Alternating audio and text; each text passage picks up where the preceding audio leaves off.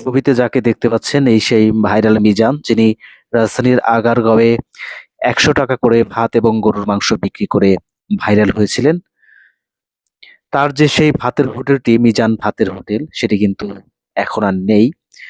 গত ২ দিন আগেই ঢাকা উত্তর সিটি কর্পোরেশন তার যে হোটেলটি রয়েছে সেটি কিন্তু অবৈধভাবে হোটেল গড়ে তোলার অপরাধে ভেঙে দিয়েছে। দেখতে পাচ্ছেন রাস্তার পাশে কিন্তু আমরা আ যে হোটেলটি দেখছিলাম এতদিন, সেই হোটেলটি এখন আর নেই।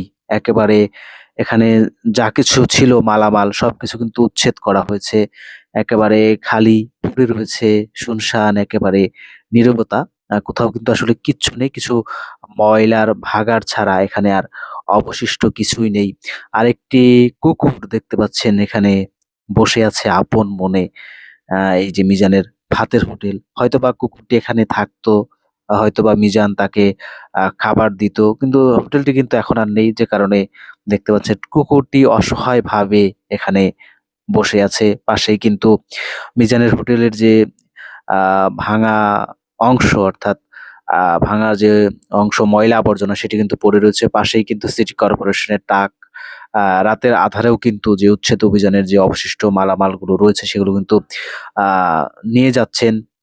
এখানেই মূলত কিন্তু মিজানের ভাতের হোটেলটি ছিল এবং গত ১০ আগস্ট কিন্তু মিজানকে গ্রেপ্তার করা হয় এখান থেকে। অবৈধ বিদ্যুৎ সংযোগ লাইন আ কাটতে আসে।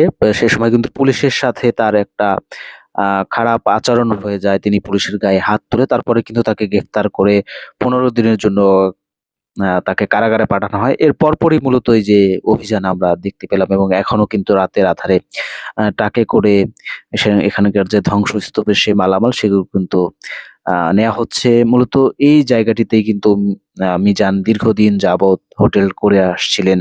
এই যে সামনে চুলো দেখতে পাচ্ছেন, এখানে তিনি রান্না করতেন। সেই চুলোগুলো কিন্তু এখনো পড়ে রয়েছে এখানে।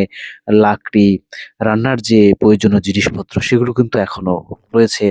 আমরা যখন রাস্তা দিয়ে এইখান দিয়ে যেতাম দেখতাম যে বহু মানুষ এখানে খাবার খাচ্ছেন। তো সেই যে মিজানের ভাইরাল হোটেল সেটি কিন্তু আর এখন নেই।